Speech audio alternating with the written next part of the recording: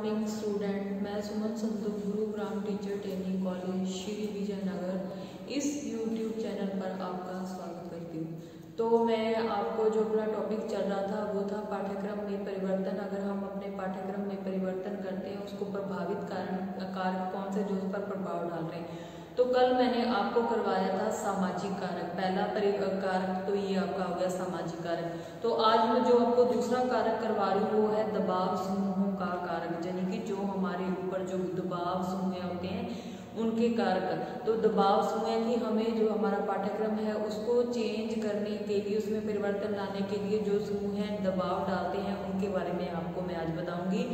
तो दबाव समूह क्या होता है, ग्रुप होता है। तो दबाव समूह कैसे हो गया, इसमें जो कि हमारा पाठ्यक्रम का विकास है वो क्या होता है, विभिन्न प्रकार की विचारधाराओं, जो हमारी विचारधाराओं का व्यापक प्रभाव पड़ता है। जो हमारा पाठ्यक्रम है उस पर क्या होता है, पाठ्यक्रम के विकास पर विभिन्न प्रकार की विचारधाराओं का क्या होता है, व्यापक प्रभाव पड़ता है। विभिन्न प्रकार का जो हमारा विभिन्न प्रकार के समूह है जो हमारे हैं, विभिन्न प्रकार की समूह है विचारधाराओं के आधार पर ही जो हमारे पाठ्यक्रम का स्वरूप है उसको क्या किया जाता है, निर्धारित किया जाता है। जो हमारी विचारधारा, यानी कि सबकी अपनी अपनी विचारधारा होती है, सबके अपने अपने विचार होते हैं, उसी के आधार पर हमारा जो होता है पाठ्यक्रम का स्वरूप उसको क्या किया जाता है, निर्धारित किया जाता है। जैसे कि हमारे आदर्शवादी समूह हो गए, कौन से हो गए,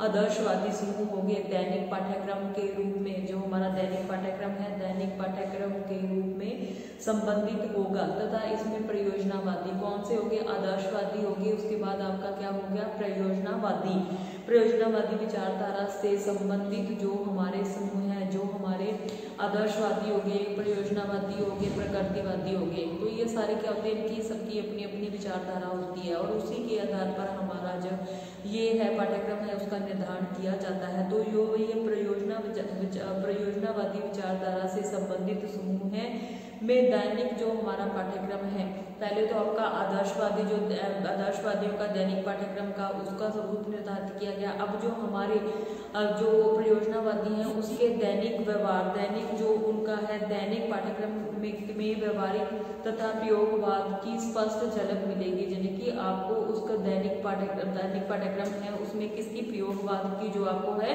स्पष्ट झलक मिलेगी। तो इस प्रकार जो हमारा विभिन्न प्रकार की विचारधाराएं जो हमारी इस प्रकार जो हमारी जो राइटर हैं, जो हमारे ये मनोवैज्ञानिक हैं, जो भी ये शिक्षा शास्त्री हैं, उनका सबका क्या है, इस प्रकार हमारे विभिन्न प्रकार की विचारधाराएं सामूहिक दबाव के रूप में हमारे पाठ्यक्रम का क्या करती हैं, निर्धारण करती हैं। तो जो हमारा ये हमारा विकास है वो क्या करता है, प्रत्यक्ष एवं अप्रत्यक्ष रूप से उसको क्या करता है, प्रभावित करता है।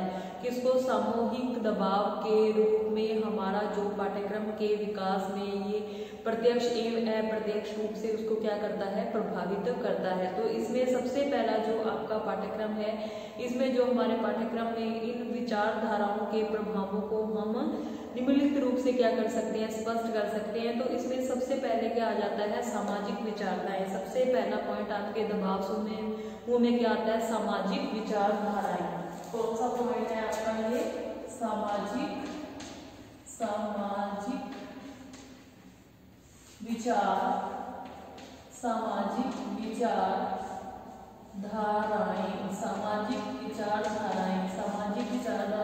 इसके अंतर्गत क्या आता है, जो हमारे दबाव समूह होते हैं, सामाजिक विचारधारा जो है धाराओं के माध्यम से जो हमारा पाठ्यक्रम प्रभावित होता है। जो हमारी सामाजिक विचारधाराएं हैं उनसे क्या होता है, उनके माध्यम से जो हमारा पाठ्यक्रम क्या होता है, प्रभावित होता है।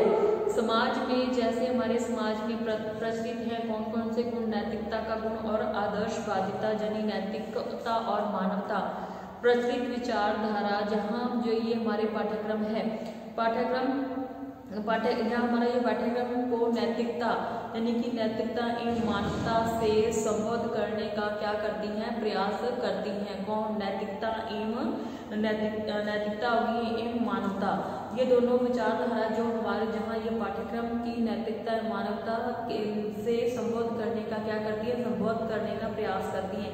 वही हमारा क्या होता है, स्वार्थपरता, यानी कि स्वार्थपरता एवं निजी हित, यानी कि जो लोगों के निजी हित होते हैं, लोगों का स्वार्थ सिद्ध होता है, के विचारों से प्रेरित समाज में पाठ्यक्रम का जो स्वरूप होता है वो क्या हो जाता है, स्वार्थवादी मूल्यों से संबद्ध, यानी उससे संबंधित होता है।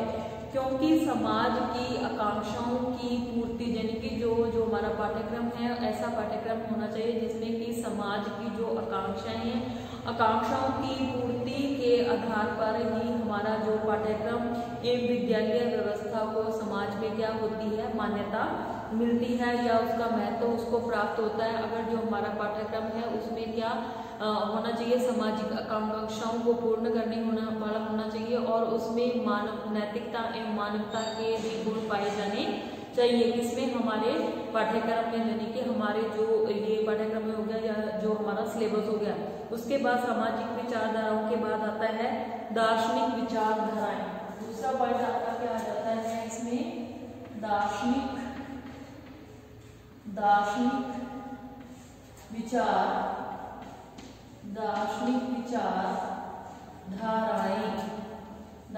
विचारधाराएं। दूसरा पॉइंट आपका इसमें आ जाता है दार्शनिक विचारधाराएं। दार्शनिक विचारधाराओं के अंतर्गत क्या आता है कि हमारे समाज में जो भी ये प्रचलित दार्शनिक विचारधाराएं भी पाठ्यक्रम क्या कहती हैं, पाठ्यक्रम के विकास को प्रभावित करने में महत्वपूर्ण भूमिका का क्या करती हैं, निर्वहन करती हैं। जो ये हमारी दार्शनिक विचारधाराएं हैं वो हमारे पाठ्यक्रम, जो हमारा पाठ्यक्रम हो गया, पाठ्यक्रम के विकास को प्रभावित करने में ये क्या करती हैं, अपनी महत्वपूर्ण भूमिका निभाती हैं। जैसे कि हमारे भारत देश में नैतिकता, यानी कि नैतिकता एवं आदर्शों का समावेश हमारे पाठ्यक्रम में अनिवार्य रूप से क्या होता है, पाया जाता है। कौन सा, नैतिकता एवं आदर्शों का समावेश हमारे पाठ्यक्रम में पाया जाता है।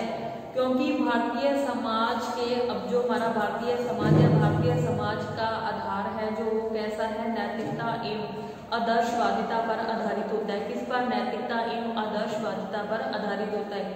इसलिए प्रत्येक विषय के पाठ्यक्रम में, इसलिए जो हमारा पाठ्यक्रम है, प्रत्येक विषय का जो हमारा पाठ्यक्रम है को अप्रत्यक्ष एवं प्रत्यक्ष समाज में प्रचलित, यानी कि जो हमारे पाठ्यक्रम का प्रत्येक विषय है उसमें प्रचलित जो भी हमारे प्रत्यक्ष रूप से, जो भी अप्रत्यक्ष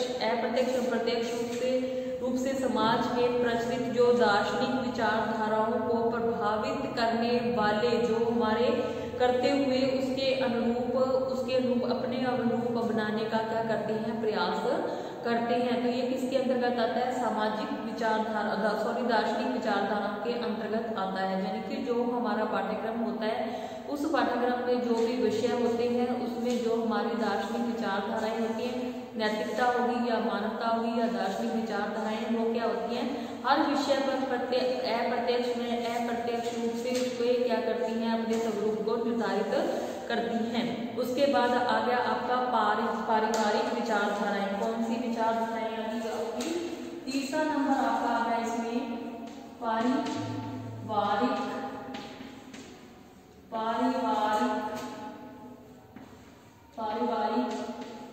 विचारधाराएं। पारिवारिक विचारधाराओं में क्या होता है, इस प्रकार में क्या होता है, सामान्य रूप से हमारा जो पारिवारिक विचार जो हमारे पारिवारिक विचार सामाजिक विचारधाराओं से प्रेरित होते हैं।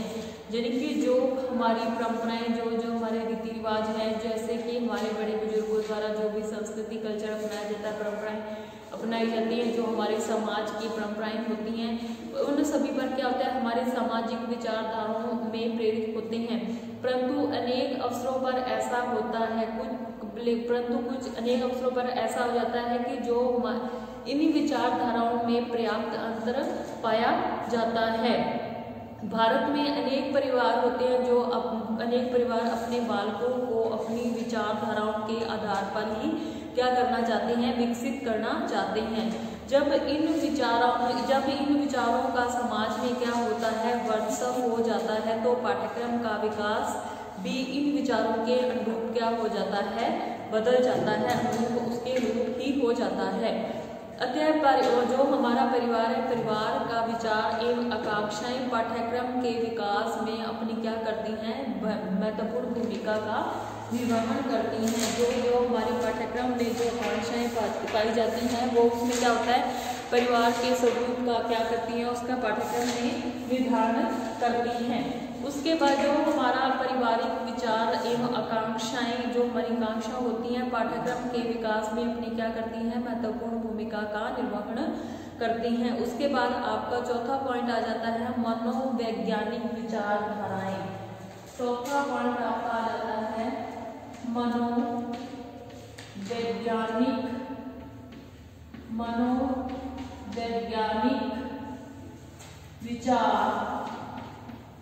विचारधाराएं। मनोवैज्ञानिक विचारधाराएं कि जो हमारे मनोवैज्ञानिक हुए हैं उनकी विचारधाराएं भी हमारे पाठ्यक्रम में क्या करती हैं, अपनी महत्वपूर्ण भूमिका निभाती हैं। जो हमारे मनोवैज्ञानिकों की विचारधाराओं के द्वारा ही हमारे पाठ्यक्रम का विकास क्या होता है, विकास प्रभावित होता है। यानी कि जो हमारे मनोवैज्ञानिक हैं, मनोवैज्ञानिक विचारों के आधार पर ही हमारे पाठ्यक्रम में क्या होता है, आवश्यक परिवर्तन होते रहते हैं। वर्तमान समय में जो हमारा टाइम चल रहा है उसमें जो हमारे मनोवैज्ञानिक हैं उनका मानना है कि जैसे जो प्रतिभाशाली बच्चे हैं या सामान्य बच्चे हैं या मंद बुद्धि बालकों के लिए क्या होना चाहिए, पृथक पृथक यानी कि अलग अलग प्रकार का पाठ्यक्रम होना चाहिए और उसमें उस पाठ्यक्रम की व्यवस्था मनोवैज्ञानिक विचारधाराओं के आधार पर ही होनी चाहिए। इसी प्रकार की शिक्षण विधियों का प्रयोग भी मनोवैज्ञानिक विचारधाराओं के आधार पर ही होना चाहिए। जो बच्चे का जैसे जिस बच्चे की मेंटलिटी है और उसी के आधार पर हमारा पृथक यानी कि अलग प्रकार का सिलेबस होना चाहिए। जैसे कि कुछ बच्चे क्या होते हैं, प्रतिभाशाली होते हैं, सामान्य होते हैं या मंद बुद्धि होते हैं, तो उसी के आधार पर उनके पाठ्यक्रम का क्या करना चाहिए, निर्धारण करना चाहिए। इसी प्रकार मनोवैज्ञानिक विचारों से ही शिक्षण अधिगम यानी कि मनोवैज्ञानिकों के जो विचार हैं, मनोवैज्ञानिकों के विचार के अनुसार जो हमारा शिक्षण अधिगम है प्रक्रिया, शिक्षण अधिगम प्रक्रिया को क्या करता है, प्रभावी एवं छात्रों के अधिगम स्तर को उच्च बनाया जा सकता है। अगर हमारा पाठ्यक्रम बच्चे के स्तर यानी कि उसकी आयु बुद्धि के स्तर पे आधार पर होगा तो हम बच्चे को क्या कर सकते हैं, उसका विकास कर सकते हैं, उसका सर्वांगीण विकास कर सकते हैं और उसी के आधार पर हम उसको क्या कर सकते हैं, शिक्षा दे सकते हैं। तो ये सबके किसके विचारधाराएं होगी, हमारे मनोवैज्ञानिकों की विचारधाराओं की, जो ये किसके अंतर्गत आते हैं, दबाव समूह के अंतर्गत आते हैं। उसके बाद आपका आ जाता है 5वां पॉइंट शिक्षा शास्त्रियों के विचार। आगे आपका 5वां पॉइंट आ गया शिक्षा शास्त्रियों। 5वां पॉइंट है आपका शिक्षा शास्त्रियों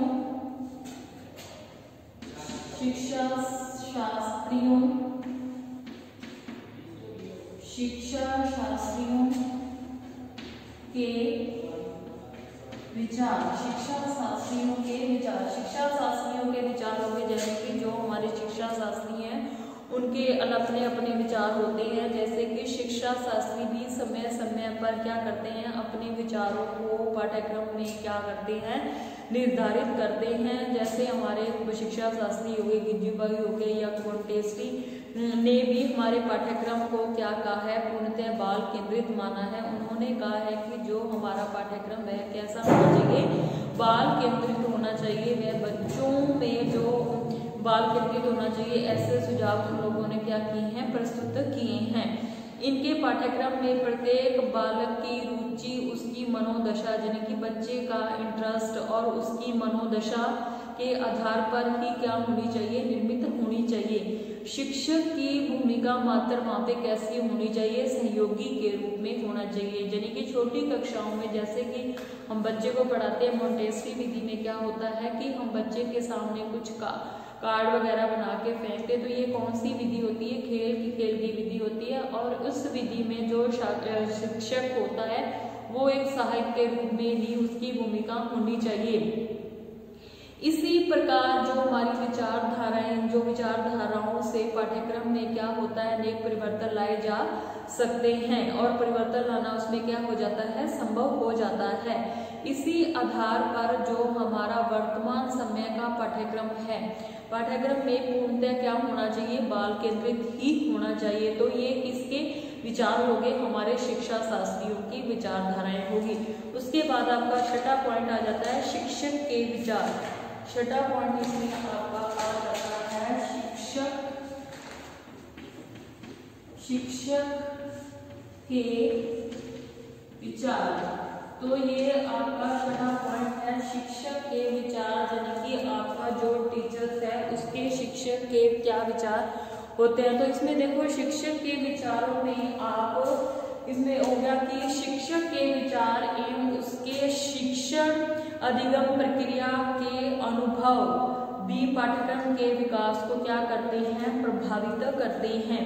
जो हमारे शिक्षक के विचार होंगे उसके और एवं उसके शिक्षण अधिगम प्रक्रिया, यानी कि उसने पढ़ाते समय जो सीखा है प्रक्रिया के अनुभव भी पाठ्यक्रम के विकास को क्या करते हैं, प्रभावित करते हैं। अनेक अवसरों पर ऐसे होता है कि जो हमारा पाठ्यक्रम निर्धारित होता है वह आवश्यकता एवं परिस्थिति के अनुसार उसके क्या किया जा सकता है, उसमें परिवर्तन लाया जा सकता है। यानी कि जो हमारा पाठ्यक्रम होता है उसमें क्या होता है, परिस्थिति एवं आवश्यकता के अनुसार उसमें परिवर्तन लाया जा सकता है। उदाहरण के तौर पे मैं आपको बताती हूँ कि अगर आपके विद्यालय में खेल का मैदान नहीं है तो शिक्षक को क्या करना चाहिए, उस समय विद्यालय के किसी कक्ष में खेल संबंधी सामग्री रखवा के वहाँ पे बच्चे से कुछ बच्चों से क्या एक्टिविटीज करवाई जाए, यानी कि उसको उस गतिविधि का क्या किया जाए, निर्धारण किया जाए। इसी प्रकार शिक्षक आवश्यकता के अनुसार जो हमारा पाठ्यक्रम है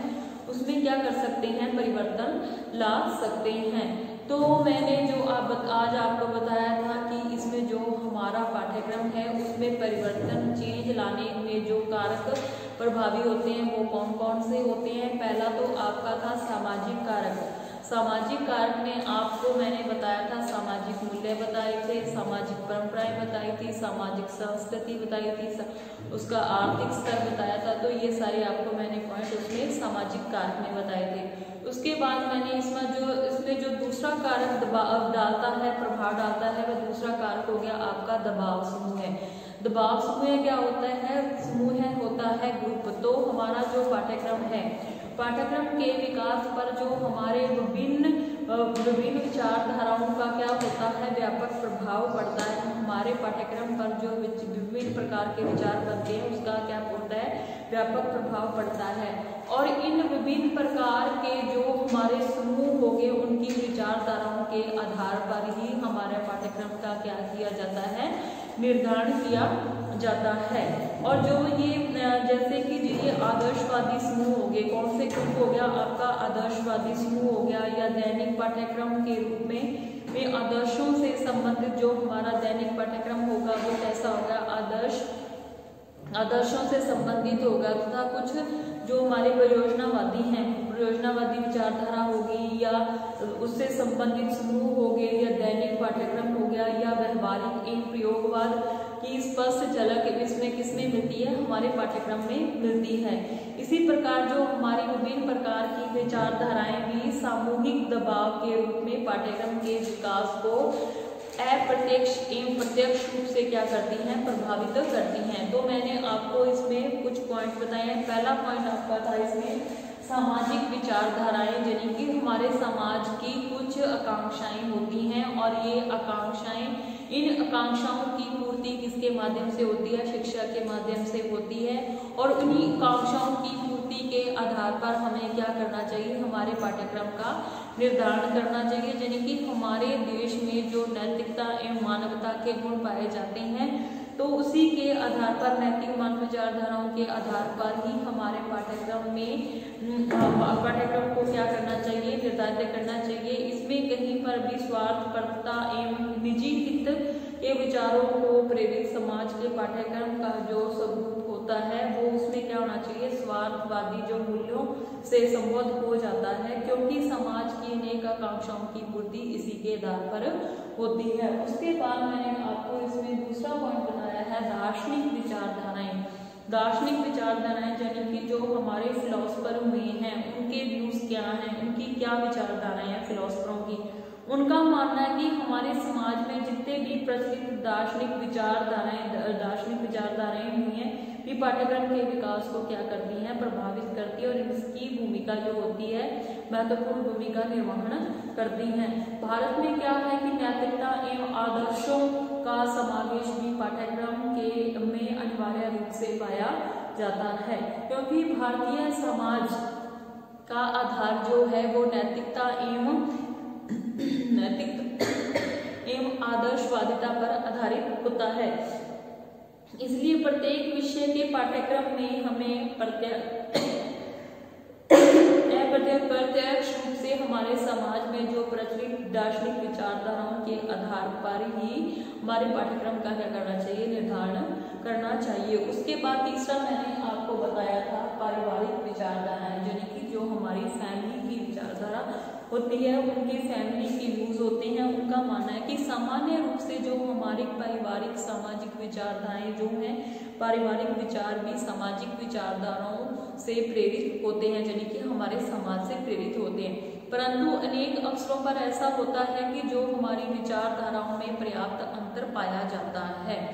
जैसे कि भारत में अनेक परिवार के बालकों की अपनी विचारधारा के आधार पर विकसित करना चाहते हैं, जिनके अपने बच्चे को अपनी परंपरा के हिसाब से उसको क्या करते हैं, शिक्षा दिलाना चाहते हैं। जब इन विचारों का समाज में कोई वर्चस्व हो जाता है तो पाठ्यक्रम का विकास भी इन विचारों के अनुरूप हो जाता है। उदाहरण के तौर पे बता दूं कि जैसे कि आपका दहेज प्रथा का हो गया, बाल विवाह हो गया, तो ऐसे जो परंपराएं हैं हमारे क्या समाज में पाई जाती हैं, और उसी के आधार पर क्या होता है, जब इन परंपराओं का हमारे समाज में वर्चस्व हो जाता है तो उसी के आधार पर हमारे पाठ्यक्रम में इन चीज़ों को क्या किया जाता है, शामिल किया जाता है। उसके बाद आपका चौथा पॉइंट आ गया मनोवैज्ञानिक विचारधाराएं। मनोवैज्ञानिक विचारधाराओं के